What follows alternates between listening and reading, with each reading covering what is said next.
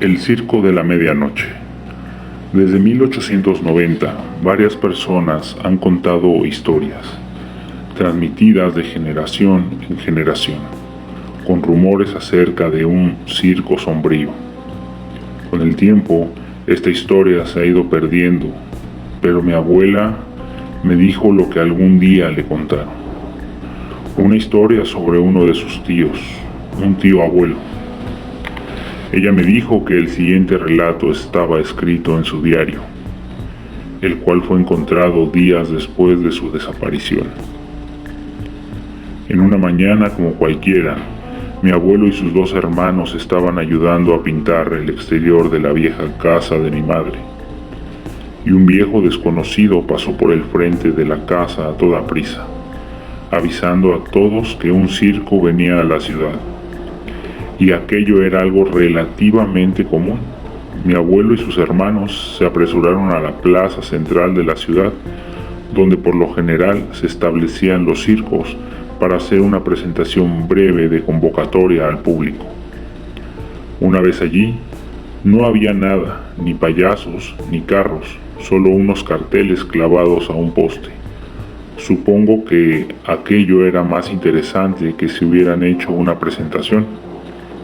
El papel de los carteles y los carteles mismos eran muy sencillos y misteriosos, y estaba escrito en negritas: el circo de medianoche llegó a la ciudad. El espectáculo comienza a la medianoche y termina al amanecer. Mi abuelo me contó que su hermano no pudo dormir esa noche, tal vez por estar pensando en el circo y sus porqués. Los preadolescentes pidieron a su padre que los llevaran al circo por la noche, y a pesar del horario, él les quiso dar un voto de confianza a los muchachos, que eran casi hombres. Cuando eran las 11:30 de la noche, todos estaban enfrente del circo observando aquella lona enorme, posiblemente con una altura de unos 15 metros, lo que era algo extraño, ya que nadie de los presentes vio cuando el circo llegó, pero estaba allí. La tela era de azul raso, con algunos agujeros remendados por dentro, y envolviendo todos los carros y al mismo circo había una rejilla que estaba un poco oxidada, pero al final de sus lanzas tenía una estrella dorada. Todas las luces y la música eran relajantes. Nunca había visto un circo como este antes. Formaron una fila, ya que no eran los únicos curiosos en la ciudad. Había un montón de gente conocida, algunos amigos con sus esposas y un amigo de la escuela de mi abuelo. Cuando llegó su turno para comprar los boletos, mi bisabuelo dijo con su voz imponente: 4 entradas. Sí, 4 entradas, por favor. El anciano golpeó por detrás de un vidrio acrílico, señalando el aviso pegado en la cabina: solo mayores de 18 años. El mayor de los hermanos tenía 16 años en aquel tiempo. Entonces el padre y sus hijos se dispusieron a volver a casa, muy inconformes, por cierto. Cuando estaba por irse, el mayor de los hermanos vio 2 barras grandes sueltas, por las que con certeza lograría pasar sin mucho esfuerzo. El hermano de mi abuelo le dio un codazo y dijo: conozco esa cara, sé que estás pensando en hacer una tontería. Al día siguiente, astuto como era el mayor de los hermanos, fueron al circo, que estaba totalmente en calma y en silencio. Él pasó por los barrotes, empezó a caminar en el interior del circo, entró en una de las carpas y vio algunos trajes y una cómoda que le resultó interesante, y terminó por abrir. Allí encontró un álbum de fotos. Eran imágenes de personas con discapacidades físicas o deformes, vestidas de forma festiva. Había una bailarina de una sola pierna. Ella estaba en muletas. Había un hombre enorme que parecía un gigante con el rostro deformado. El hombre más gordo que había visto en su vida. Usaba pañales, y las gemelas siamesas con un rostro angelical. En ese momento supo que no era un circo típico, sino un circo de los horrores. Fue a una tienda de al lado y había algunas pertenencias de los artistas. Una de ellas le llamó mucho la atención. Era un reloj de oro, con una bailarina en las agujas. En ese momento le pareció oír pasos que se acercaban hacia él. Luego salió de la tienda, pasando por la rejilla, y huyó corriendo. Cuando llegó a casa le mostró el reloj a mi abuelo. Aseguró que lo había encontrado en la calle, pero era un objeto muy hermoso para que simplemente fuera arrojado por ahí, por lo que le advirtió que debía dejarlo de donde lo tomó. Su hermano se enfureció diciendo que no lo había robado y que no pertenecía a nadie. Esa noche tuvo un sueño muy perturbador. Soñó que la bailarina del reloj estaba en la habitación de los hermanos y que le cortaba los brazos, las piernas y demás partes con un machete. Se despertó muy asustado, contando el sueño a toda la familia. Sus padres le dijeron que no se preocupara, que era solo porque había estado viendo muchas historietas de terror. El hermano mayor no se quedó tranquilo, permaneció mirando por la ventana en dirección hacia el circo, que no podía ser visto de tan lejos que estaba. Pasó sus últimos días escribiendo en su diario, cosas que solo hasta después descubrimos. Una noche, debían de ser aproximadamente las 2 de la mañana, cuando el hermano mayor se levantó de la cama y saltó por la ventana. Mi abuelo corrió a la ventana para ver a dónde iba. Se dirigía a toda prisa en dirección al circo. Mi abuelo se puso las botas y le siguió. Parecía aturdido, se tambaleaba y tenía los ojos casi cerrados. Le llevó al menos media hora hasta que llegaron al circo.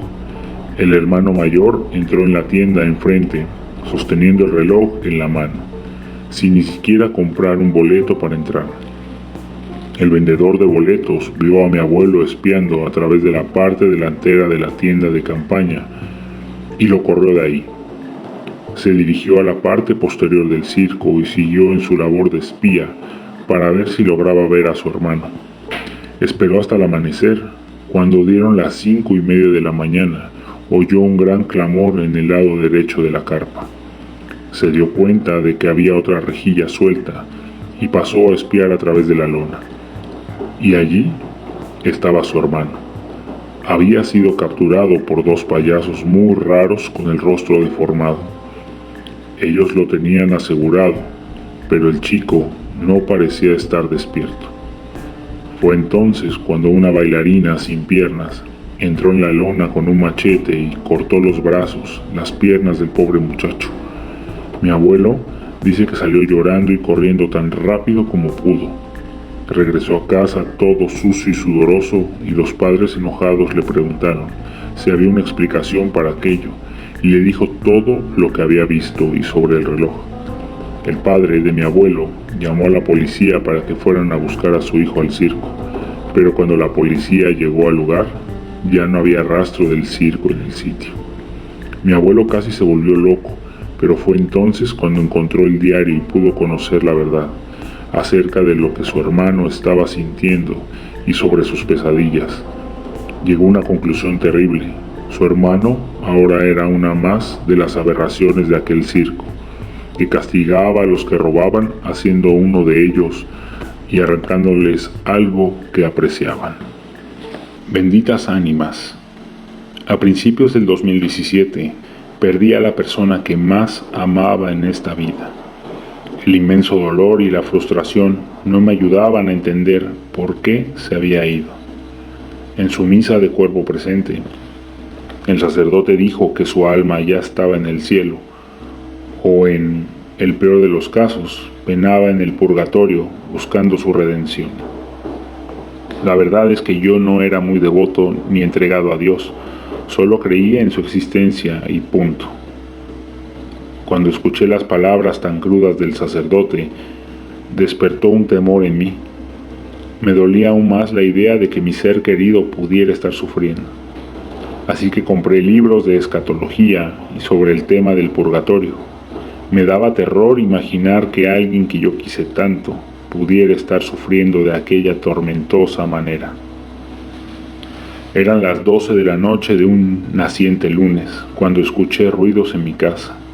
Imaginé que se trataba de alguien de mi familia, por lo que no presté la menor atención. Sin embargo, me sobresalté al caer en cuenta que aquella noche estaba solo. Lo primero que vino a mi mente fue que alguien se había metido a robar. Con mucho cuidado me asomé para ver si algo ocurría, pero todo estaba en orden. En realidad, era muy poco probable que robaran, ya que mi casa tiene protección, incluso en las ventanas. La otra explicación que pude darme fue que eran ruidos del vecino que llegaba a mi casa por el eco. Volví a mi habitación más tranquilo, pero 5 minutos después el ruido se intensificó. Ahora escuchaba pasos, llantos y lamentos. Me saqué mucho de onda por oír algo así. Incluso imaginé que la televisión se pudo haber encendido y aquello fuera parte de algún programa. Salí nuevamente de mi cuarto y encendí todas las luces para ver si algo pasaba, pero nada cambió. Cuando entré en mi habitación y vi la foto de mi recién fallecido, no pude evitar hacerme un mar de llanto. Le pedí a Dios misericordia para su alma, y que si en realidad existía un lugar llamado purgatorio, que no estuviera ahí, que Él lo acompañara en todo momento. Después de llorar por un buen rato, encendí un cigarrillo que me ayudara a tranquilizarme. Abrí la ventana para que saliera el humo y cuando vi hacia la puerta, noté que estaba entreabierta y eso me descolocó. Escuché claramente que la tocaban, como solicitando entrar, y acto seguido se apareció frente a mí una persona.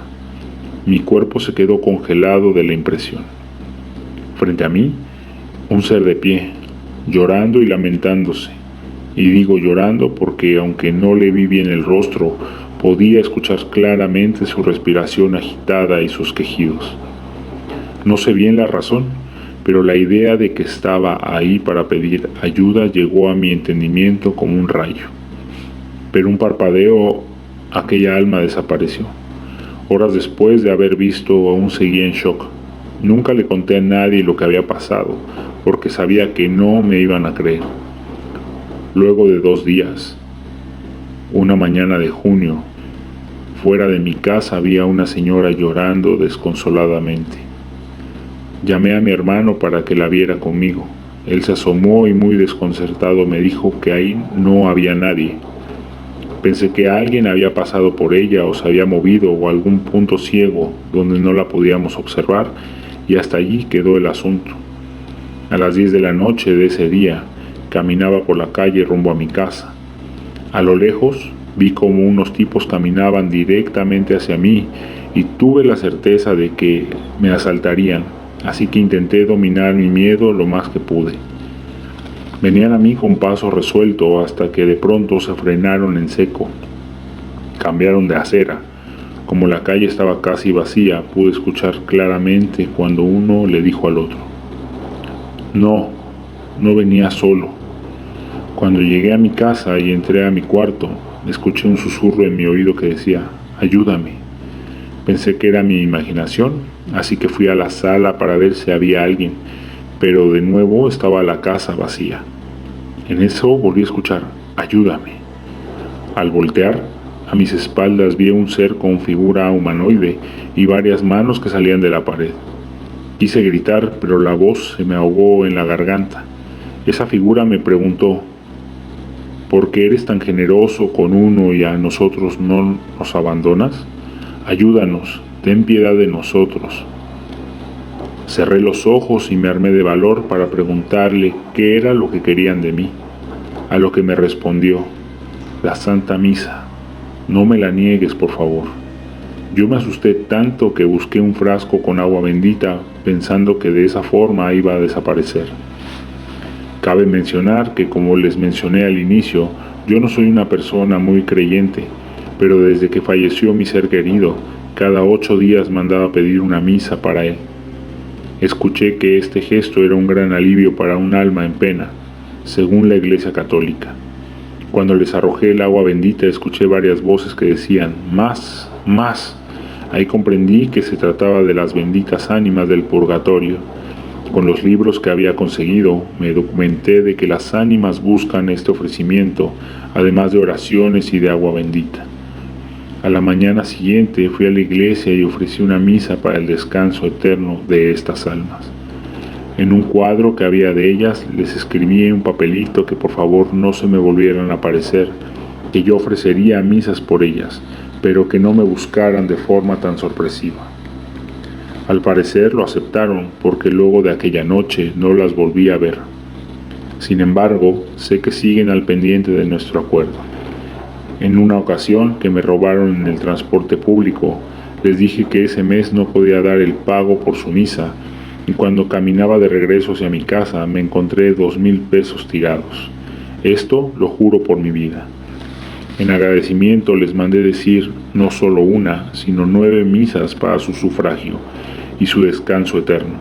La verdad es que no sé por qué me pasa esto a mí, si solo oraba y pedía que el ser que me amaba y al que no volvería a ver, solo deseaba que él no sufriera, pero ahora tengo la responsabilidad de pedir por estas almas que también esperan la ayuda de nosotros los vivos.